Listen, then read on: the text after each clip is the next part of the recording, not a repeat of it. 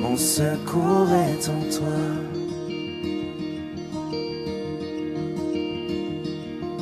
Je lève les yeux vers les hauts sommets.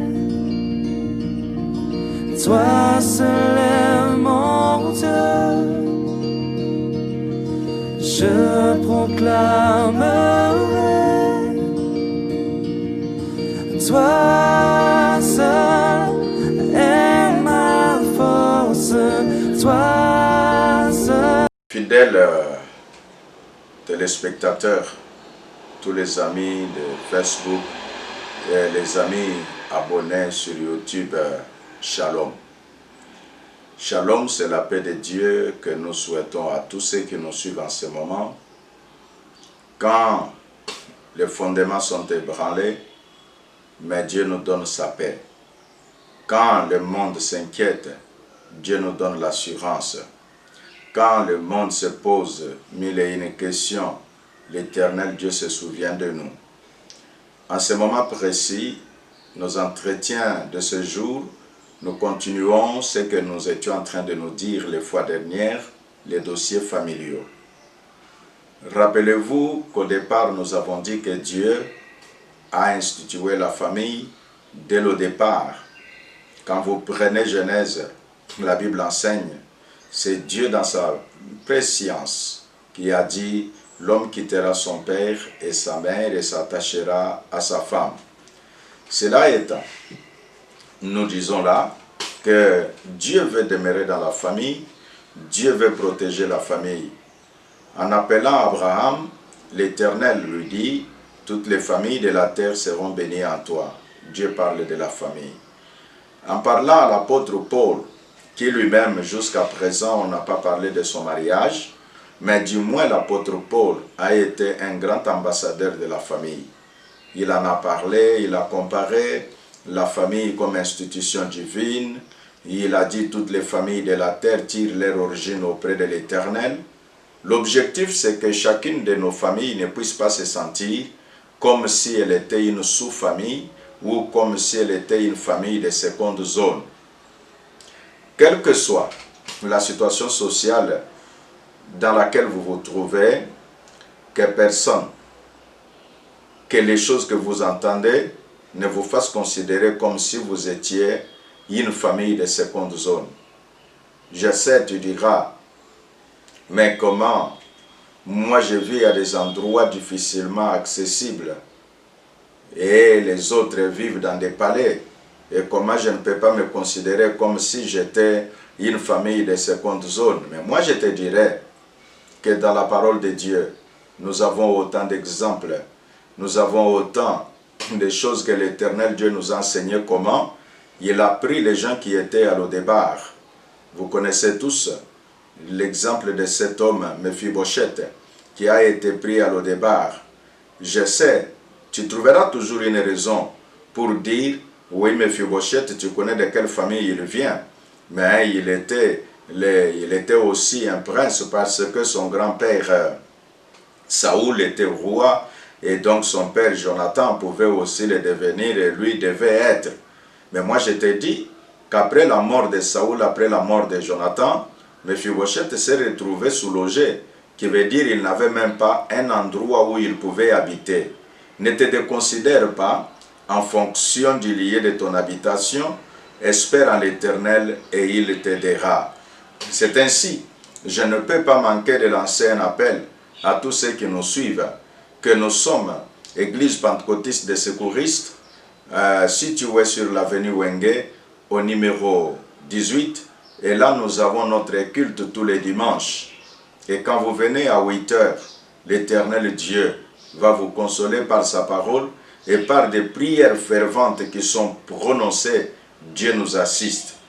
Nous parlons de la famille en disant que le Dieu d'Israël, le Créateur des cieux et de la terre, a fait que quand il y a eu le péché, la mort est entrée. Maintenant que nous parlons de dossiers familiaux, notre sous-thème d'aujourd'hui s'intitule « Mort prématurée ». Pourquoi nous disons prématuré? Dans la parole de Dieu, il y a un certain âge que l'Éternel Dieu avait déjà dit que les gens vont vivre jusqu'à tel âge. C'est vrai, il a dit, les années de l'homme vont aller, les uns les vigoureux vont aller à 80 ans, à 90 ans, à 100 ans. Mais on se retrouve dans une certaine mesure qu'il y a des gens qui meurent très tôt. Oui, en parlant de la mort prématurée, vous allez me parler de certains éléments de la science qui aussi nous montrent la cause de certaines morts prématurées. Dans cette partie, les quelques minutes que nous avons pour traiter de la question des dossiers familiaux, nous disons là, vous pouvez trouver quelqu'un vivant dans une pauvreté exagérée, si tel est le terme, mais vous voyez cette personne-là, elle va vivre longtemps. Mais vous trouvez aussi quelqu'un d'autre vivant dans une opulence, dans une aisance, dans un système de vie tout à fait décoré. Mais vous trouvez que les gens meurent prématurément. Les uns soit c'est par accident, les autres c'est par noyade, les autres, et ainsi de suite. Je me rappelle un jour, parce que je parle de mort prématurée, il y a un des descendants de Kennedy aux États-Unis mourra dans un accident. Tous les journaux qui ont paru le matin qui suivait, les uns ont dit ceci. Oh, la malédiction de la famille Kennedy a encore parlé une fois. Vous comprenez là? Que les gens ont trouvé que cette mort qui frappe la famille Kennedy, ou la plupart, si quelqu'un vit longtemps, c'est devenu comme un cas d'exception.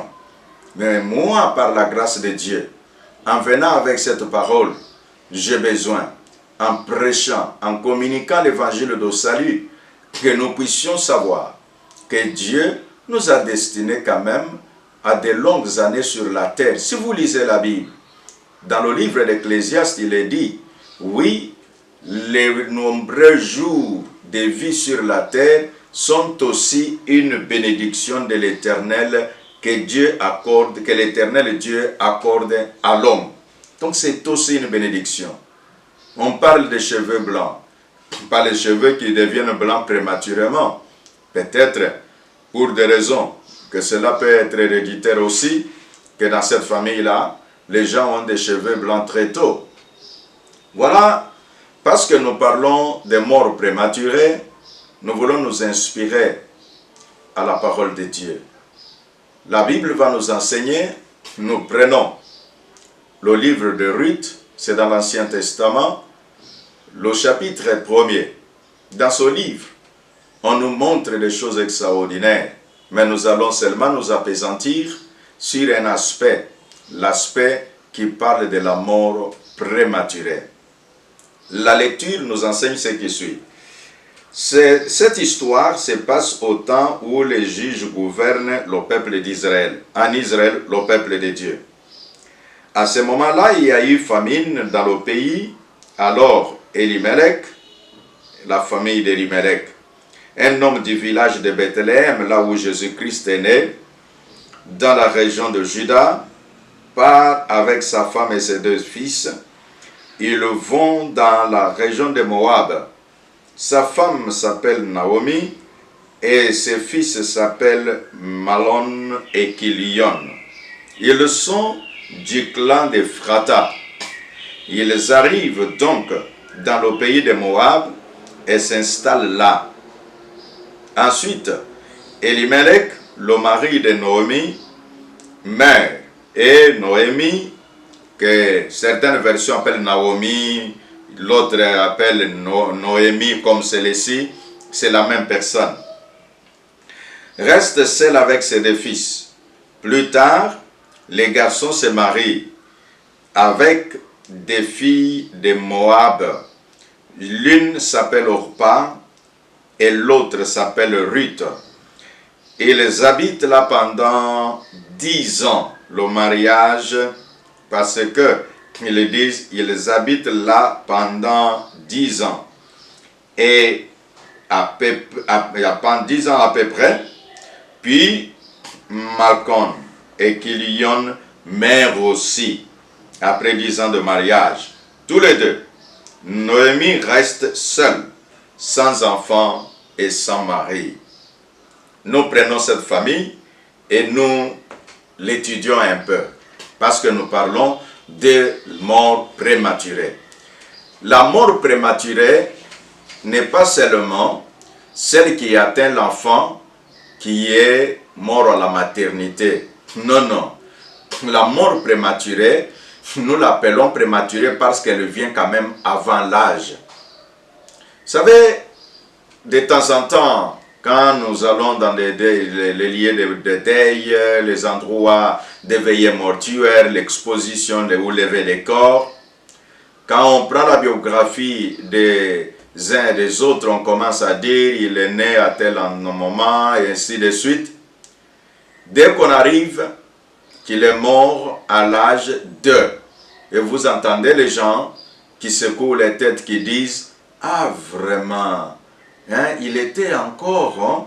Ah, vraiment, ça signifie quoi ?» Ils observent que cet homme est mort prématurément. Je me rappelle, il y a des années, un monsieur, c'est un pasteur, on était vraiment très attachés à lui, et il est mort. Un matin, on nous dit, voilà, il est décédé, et qui le connaissait, qui connaissait sa famille, il s'écria, et il dit, ah, il est mort vraiment comme son père était mort. Son père était aussi mort pratiquement de cette manière. Et quand nous arrivons sur le lieu, les enfants pleuraient. Les uns disaient, papa, tu m'avais promis que tu vas m'envoyer à l'étranger. Papa, tu m'avais promis que tu feras pour moi. Vous entendez là qu'il est mort, le projet qu'il avait est sur ses enfants, et sur... Parce que quand nous avons le projet sur nos enfants, en réalité c'est pour nous-mêmes. Ça veut dire, quand nous investissons dans les enfants, c'est pour qu'un jour, nous puissions aussi y trouver le retour.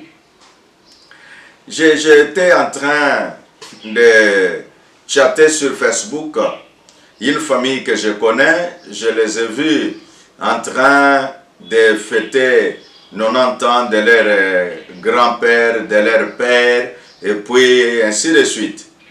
Et vous voyez, cet homme, encore fort, il était debout, habillé en veste.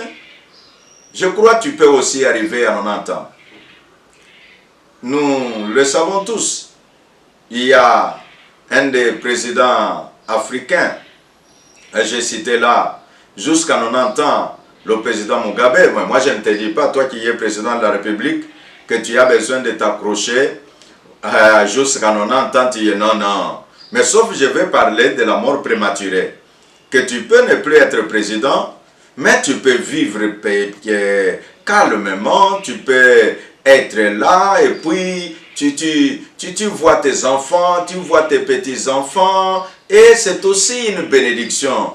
La bénédiction n'est pas seulement d'être sur le trône du pouvoir, la bénédiction c'est aussi la vie. Oh Dieu, oh Seigneur, pendant que cette parole est en train d'arriver dans le cœur de celui qui m'écoute là où il est, pendant que cette parole est en train d'arriver dans la pensée de celui qui me suit, de quelque endroit qu'il puisse être, que la puissante main de l'Éternel puisse agir dans cette famille. Si vous me suivez en famille, priez Dieu, afin que la bénédiction de la longue vie, la Bible dit, celui qui craint l'Éternel, celui qui espère en l'Éternel, aura une vieillesse heureuse. C'est aussi une promesse. Dans notre message de ce jour, je vais vous inciter, m'inciter moi-même, afin que nous puissions saisir la promesse d'une longue vie, d'une vieillesse heureuse. Quand nous parlons de la longue vie, ça veut dire, tu vis à mesure que tu puisses avoir une histoire que tu racontes aux enfants. Comme disait un monsieur de 102 ans, et il était en train de raconter comment est-ce qu'à l'époque de 40-45, à l'âge qu'il avait, Et il dit, quand il était parti lui aussi en guerre, et il avait tout son raisonnement était encore là, et il pouvait encore parler, articuler les mots de la bonne manière. Pasteur, je sais, tu dis que bon, nous le pasteur avec notre travail, nous recevons les problèmes des autres, ça pèse sur nous, et parfois même, cela peut faire en sorte que notre vie, c'est le problème. Le pasteur meurt aussi très rapidement parce que parfois nous voulons nous constituer comme si c'est nous qui donnons des réponses aux questions du peuple de Dieu. Non, Dieu donne des réponses au peuple de Dieu au travers de nous, mais ce n'est pas nous. Parce que si c'était nous, tous les malades qui sont passés par toi deviendraient guéris. Si ce n'était que toi, tu connais combien, tu vois certaines personnes qui sont à côté de toi, qui te montrent quand même un certain sens de fidélité, mais leur dossier demeure irrésolu. Tu te dis, mon Dieu, pourquoi ça traîne? C'est pour te montrer que tu n'es pas celui qui distribue les solutions, mais les solutions passent par toi pour que ça arrive auprès de telle ou de telle autre personne. Pourquoi vas-tu mourir prématurément?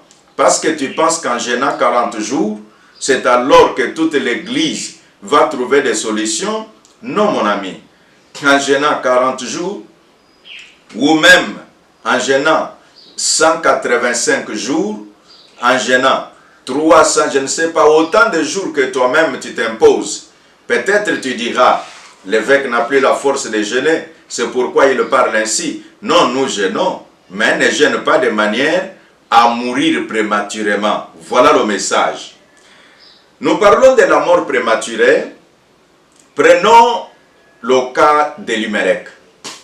Elimelech, lui-même, a laissé ses enfants, n'étaient pas encore mariés. Ça signifie qu'il est mort avant l'âge. Oh, Nzambe na lola.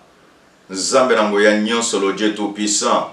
Touche ses papas qui n'a que 55 ans, commence déjà à dire « je vais mourir bientôt ». Ben, peut-être tu dis « mais je fais ». Oui, le testament, c'est normal. Quelqu'un peut faire son testament, même déjà à l'âge de 20 ans, il n'y a pas de problème. Ça ne signifie pas que quand on fait le testament, on voit qu'on va mourir. Non, on fait le testament, c'est comme un visionnaire qui planifie déjà qu'un jour ou l'autre, je suis humain, je mourrai, je ne serai pas éternel, donc que je laisse déjà certaines dispositions qui permettront que quand je ne serai plus en vie, que les gens ne restent pas situés derrière moi.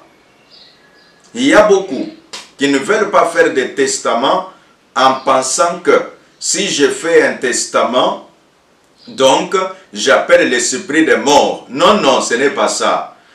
La mort viendra. Mais notre message d'aujourd'hui, c'est de dire, si dans votre famille, les gens meurent toujours avant l'âge, tu peux prier le Seigneur. Tu peux demander à l'Éternel Dieu afin qu'il te donne la grâce de vivre longtemps comme il est écrit dans la parole de Dieu. Que la vie de l'homme, Dieu a dit ceci. Les 60 ans là, Dieu dans la Bible, je n'ai pas lu que l'homme mourra à 60 ans. La Bible dit que, bon, à cause de ce qui est arrivé dans le livre de Genèse, la vie de l'homme sera de 80 à 120 ans. Et maintenant, nous voyons qu'il y a, je lisais quelques revues, il y a un papa qui est en Indonésie. J'ai lu cela sur Yahoo, sur le problème de vie et santé. Et on a parlé que celui-là est maintenant en train d'aller à son 132e anniversaire. Gloire à Dieu. Mais moi, je ne te demande pas de dire, bon, Seigneur, je vais vivre 130 ans. Bon, si tu le veux, tant mieux. Mais sauf, je t'informe qu'il y a possibilité de refuser de mourir avant le temps. L'Éternel, notre Dieu, est capable de nous sauver si les hommes veulent que nous puissions mourir avant le temps. De quelle manière? Prenez un peu l'exemple de Daniel. On a tout préparé pour qu'il meure. on a tout fait, même des lois a été éditées pour qu'il meure. Vous connaissez tous. Quand on l'a jeté dans la fosse au lion, c'était dire, la loi est établie, Daniel doit mourir. C'est une loi. Les actes maintenant ont accompagné la loi en prenant Daniel, on l'a mis dans la fosse au lion. Et quand il est arrivé dans la fosse au lion, l'Éternel Dieu qui était avec lui a envoyé son ange. Et l'ange a fermé la gueule des lions pour que le serviteur de l'Éternel ne meure pas avant le temps. Laisse que dans ta famille, que l'Éternel notre Dieu envoie un ange puissant qui puisse terroriser tous les sorciers, qui puisse anéantir toutes les œuvres qui sont mises en place pour que les gens meurent avant le temps. Comme nous voyons le problème de Kilion, nous voyons le problème de Maclon. Donc ces jeunes gens, ils se sont mariés, leur papa les a laissés petits. Ils se marient juste peu de temps après et aussi sont morts. Maman, si ton mari est encore vivant, prie pour lui, que Dieu le garde encore, que tu ne restes pas comme Naomi. Maman, si tu vois tes enfants, parle en bien d'eux, ne parle pas toujours en mal. Quand l'enfant a fait quelque chose, tu es la première à maudire, tu es la première à donner des paroles négatives. Non, ne va pas dans cette direction-là, va dans la bonne direction de dire, mon Dieu, ces enfants me prendront en charge quand je serai vieille, quand je n'aurai plus la force, donc qu'ils ne meurent pas avant le temps. La mort prématurée. Nous l'avons appris aussi quand nous avons eu les dossiers familiaux, les dossiers familiales, dans les sous-thèmes célibat et stérilité. Vous vous rappelez, dans le livre de Matthieu, dans son chapitre 22, cette famille-là, où les gens, le premier s'est marié, sa femme est décédée, on l'a donné à son petit frère, pour dire qu'il était mort au moment où il pouvait avoir les enfants. Parce que si l'âge de l'autre qui venait après était capable de donner des enfants, ça signifie que l'autre est mort très tôt. Et l'autre aussi, c'est allé comme ça, 5, 6, jusqu'à 7e. Frères et sœurs, les choses que nous lisons, non seulement nous les lisons au travers des Saintes Écritures, mais aussi nous les voyons dans le vécu quotidien. Je me rappelle, dans notre église, il y a un frère, et je lui demande un jour, frère, je ne t'ai pas vu, il y avait réunion samedi, il me dit, papa, je n'étais pas là, nous sommes éprouvés. Moi, je dis, ah bon, moi je m'étonnais.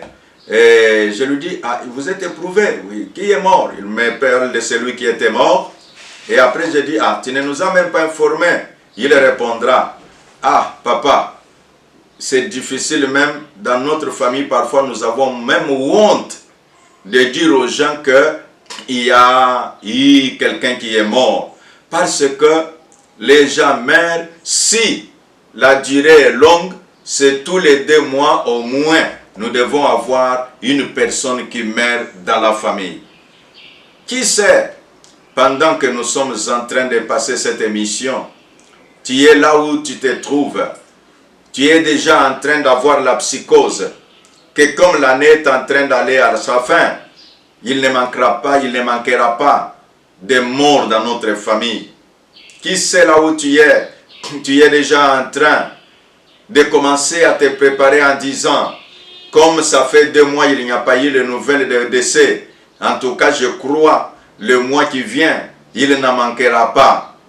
Que Dieu, le Dieu du ciel, le créateur de toutes choses, celui qui a donné à l'homme le souffle de vie, mon souffle de vie, ton souffle de vie, est entre les mains de l'Éternel. Si ce sont les sorciers qui viennent pour raccourcir ta vie, oui, l'Éternel, notre Dieu, est un refuge. Il est plus puissant que les sorciers. Bon, si ce sont les éléments scientifiques, notamment, toi-même, tu ne prends pas aussi des dispositions de savoir quand est-ce qu'il faut te reposer, de savoir quand est-ce qu'il faut travailler. Tu travailles de manière à ce que tu manques du repos. Le cerveau n'ayant pas du repos, oui, cela peut conduire à une mort prématurée. C'est ainsi. Non seulement il y a des éléments scientifiques à prendre en compte, il y a des éléments spirituels aussi à prendre en compte. Non seulement qu'il y a des éléments spirituels, mais il y a nous-mêmes dans notre intelligence et dans notre corps. Comme me disait quelqu'un, que si l'homme peut apprendre à écouter son corps, il peut aussi s'épargner de certaines crises. Qui veut dire quoi? Que quand tu écoutes ton corps, tu sens que le corps est fatigué. Mais pour plaire aux gens, tu montres comme si tu es toujours en forme. Que des pasteurs ne savent même pas dire qu'ils sont malades. Pourquoi? Oh non, si je dis que je suis malade, les partenaires vont me fuir, les partenaires vont me quitter, ils ne vont plus me soutenir parce que, non mes amis, ton premier partenaire c'est l'Éternel. Si ces gens-là sont à côté de toi, c'est Dieu qui a voulu. S'ils veulent partir, ils vont te quitter malgré tous les efforts que tu auras fournis. Et donc, apprends à être toi-même. Apprends à faire confiance en l'Éternel. Apprends à dire à ton cœur que l'Éternel est mon berger. Je ne manquerai de rien. Il me fait reposer dans les verts pâturages. Donc, quand tu comprends, quand moi aussi je comprends que l'Éternel est celui qui nous protège, tu te diras, comme la famille d'Elimelech, il y a eu le dossier des morts prématurées. Comme la famille de cet homme-là, du livre de Matthieu chapitre 22, il y a eu la mort prématurée. Est-ce que Dieu a écrit ça pour rien? Non, ce n'est pas pour rien. C'est pour nous servir d'exemple afin que nous puissions, à certains moments, à certaines occasions, nous tenir devant Dieu. Que Seigneur, je ne veux pas mourir comme Elimelech et ses enfants, je veux vivre. Tu peux dire à l'Éternel, mon Dieu, je ne veux pas mourir comme ces gens-là de Matthieu chapitre 22, où toute la famille était en train de se décimer l'un après l'autre. Et comment tu peux savoir si dans votre famille, il y a ce dossier de mort prématurée? Mais tu peux aussi te poser des questions. L'autre là, on me dit c'est ton cousin. Son père est-il là? Oh non, il n'est plus. Où est-ce qu'il est? Oh non, il est déjà mort. Pose la question, il était mort à quel âge? Et ainsi de suite, tu auras une idée de ce que tu observes, de ce qu'on te raconte. Frères et sœurs, parfois nous négligeons les choses que l'on nous raconte, les choses que nous écoutons. En lisant le livre de Paul aux Éphésiens, dans son chapitre 1er, au verset 15, qu'est-ce que l'apôtre dit? Il dit que j'ai entendu parler de votre foi et de votre amour. Et j'ai commencé à prier pour vous en vous citant chacun par son nom. Il a entendu parler. Mais toi, tu y entends. On te parle. On te dit que il semble que dans la famille de votre maman, les gens meurent toujours très tôt. Et alors toi, tu dis, ah, et vous savez rien. Et si quelqu'un est en Christ, il est une nouvelle créature. Les choses anciennes. Non, il faut prier. Donc l'objectif de notre message, c'est de dire, en écoutant la parole, si toi-même tu te dis, parce que ce n'est pas celui qui se sent victime qui se délivre, la porte est ouverte à l'église pentecôtiste des secouristes.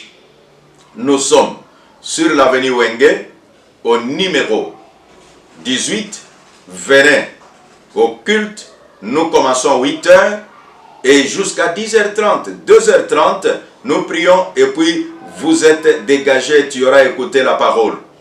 Ceux qui veulent soutenir le travail que nous faisons, nous disons, notre numéro M-Pesa est là, qui est en train de défiler, et en même temps, les coordonnées bancaires, vous les voyez très bien, et certains qui sont outre-mer, les uns qui sont en Europe et qui sont aux États-Unis, m'ont parlé de PayPal.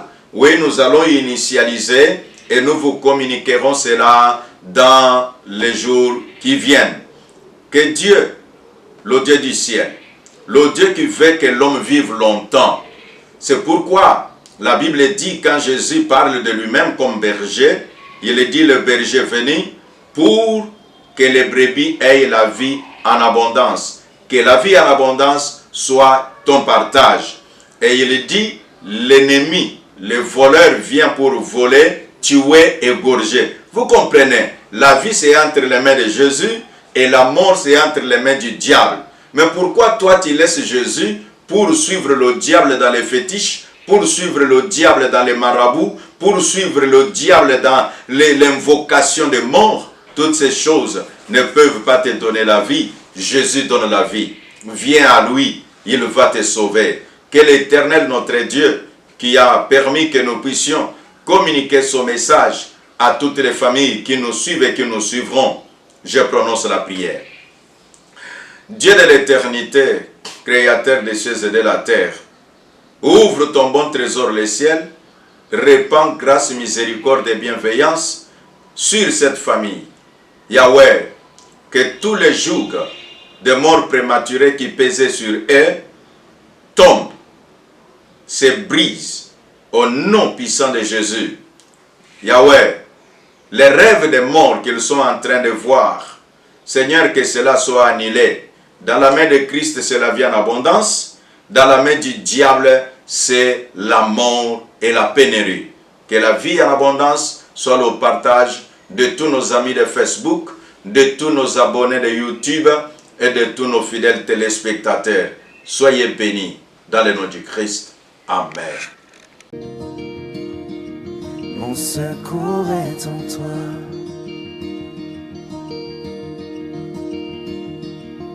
Je lève les yeux vers les hauts sommets. Toi seul est mon Dieu. Je proclamerai toi.